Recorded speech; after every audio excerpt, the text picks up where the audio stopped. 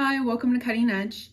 I wanted to go ahead and take a moment and cover our most recent blog post over medical history and the importance of updating your child's medical history, either in the beginning or even throughout their whole treatment process.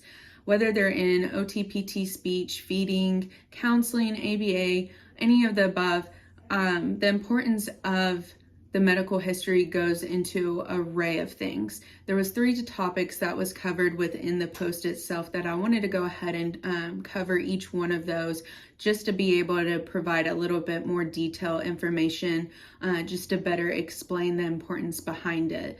One of those being the prevention of authorization or referral denials. With your medical history, whether you're in the initial intake process or your child is coming up for their reevaluation for whichever service that they are in the report that the therapist provides to you as a parent, but we also go ahead and provide that report to insurances in order to request authorization or referral in order for your child to receive services within that specific discipline or even in multiple disciplines. In the report that they do write, information from the medical history is pulled. So whenever you are filling out the initial intake process and the initial intake forms, we ask that you be very specific on your child's prescriptions, diagnosis, allergies, any concerns that you currently have, any current behaviors that they have, any surgeries, and the list goes on. You cannot be detailed enough in this scenario because this does pull into the report that we do send over to insurances in order to request that authorization for them to receive services. So the possibility of a denial on an authorization request is not slim whenever there's not enough information provided.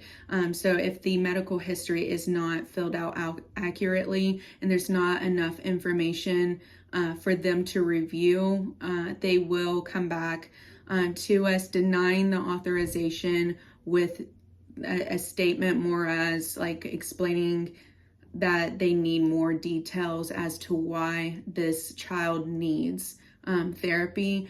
So it is very helpful for us as our admin team or even billing team to better advocate for your child in their needs for therapy, whichever service it may be, to receive that author. Another topic that was discussed in the posting itself was changes in patient information.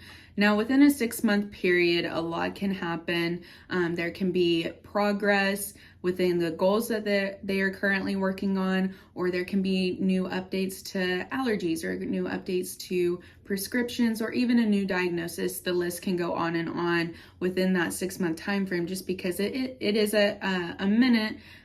So whenever your clinician does come out to discuss with you a upcoming progress report or an upcoming reevaluation, that would be about the time that I would suggest to go ahead and make a mental note of that, just to say, okay, 6 months, this is about the time that I need to go ahead and update my medical history from the past 6 months and what all has updated within my child. So again, going back to the first topic, whenever we do a reevaluation, a progress report, or even initial evaluation, that report itself is going to be going to insurances. And so whenever whatever medical history that you provided in that first initial 6 months or 6 months prior is going to be the same information that's provided within this progress report or reevaluation report.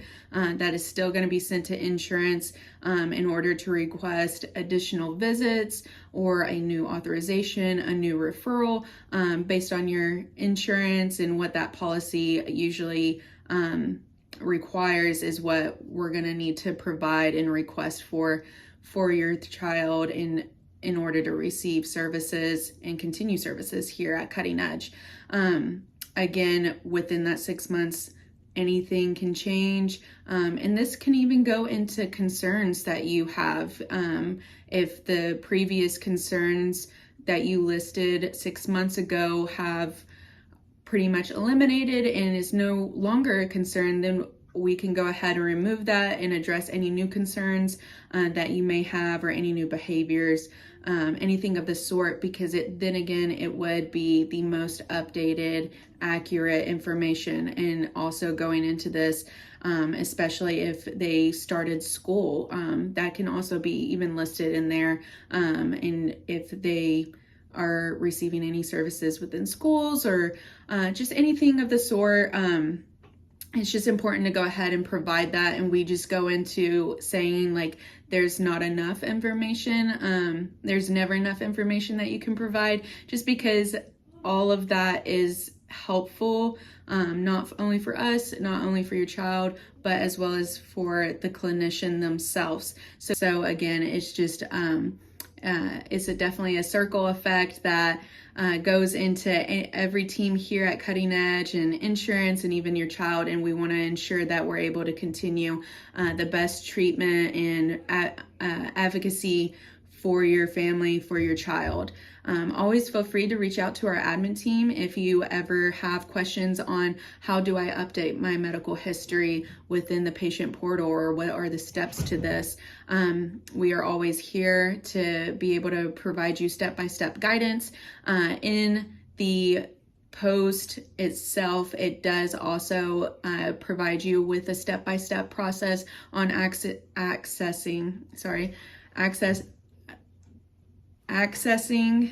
your patient portal, and step-by-step guide on how to complete this. We're also able to, as an admin team, able to provide you with these step-by-step processes, and also able to provide you with any additional information if you ever have any questions or concerns. I want to